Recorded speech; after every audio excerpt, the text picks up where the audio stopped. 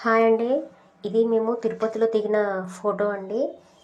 ఎందుకంటే మేము మా మమ్మీ మా డాడీ ఇద్దరు చనిపోయాక తిరుపతికి అయితే వెళ్ళామండి. అక్కడ మేము ఒక రూమ్ తీసుకున్నాక వడిబియ్యం పోసుకొని దర్శనానికి వెళ్దాం అనుకున్నాము.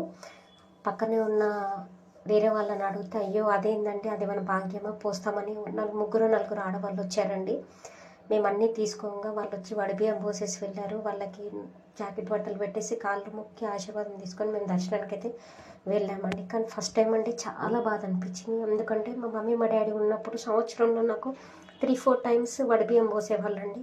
వాళ్ళు పోయాక పరిస్థితి మొత్తం రివర్స్ అయిపోయింది. అందుకే వాళ్ళని అడగలేక నేనైతే తిరుపతికి వెళ్ళి ఇలా వడిబియ్యం పోపించుకున్నాను. చాలామంది మా ఇంటికి వచ్చాక నేను తిరుపతి నుంచి వచ్చాక అడిగారు, అట్లా తెలియని వాళ్ళతోటి వడిబియ్యం పోయించుకోవచ్చా అంటే, ఎందుకు పోయించుకోవద్దండి అమ్మ, నాకు ఇట్లా వడిబియ్యం పోయిందంటే కళ్ళు మూసుకొని వచ్చి పోస్తారు. తిరుపతిలో ఆ టైంకి వాళ్ళు వచ్చి అట్లా పోస్తే మా అమ్మ మా నాన్ననే వాళ్ళని ఆ రూపంలో పంపించి మాకు వడిబియ్యం పోసారన్నంత బాధ వచ్చిందండి. చాలా బాధ అనిపించిందండి. ఎందుకంటే వాళ్ళు ఉన్నప్పుడు నేను ఎప్పుడు అడిగినా సరే సరే తల్లి పోస్తాం అనేవాళ్ళు.